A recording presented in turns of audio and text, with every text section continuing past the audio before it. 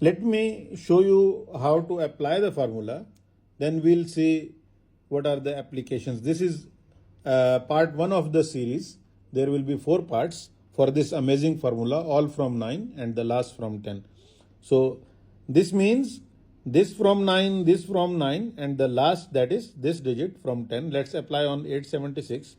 8 from 9 is 1, 7 from 9 is 2, and 6 from 10 is 4. Remember the last one from 10.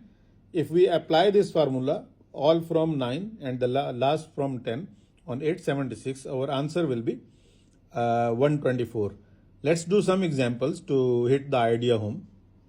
Let's apply the formula on these numbers. 3 from 9 is 6. 8 from 9 is 1. Then 8 from 9 is 1. And 3 from 10 is 7. Here 6 from 9 is 3. And 4 from 10 is 6. Here 9 from 9 is 0.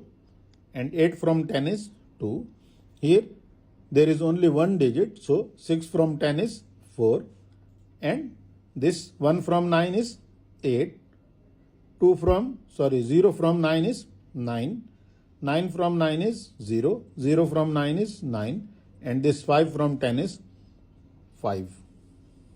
Now, if we notice here, if we add these two, 6 plus 4 is 10.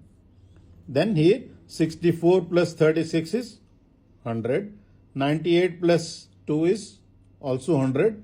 And you will see in all the cases, the formula all from 9 and the last from 10 subtracts numbers from the next highest base number, that is power of 10. So the number of zeros will be the number of digits here in this number, and then there will be 1.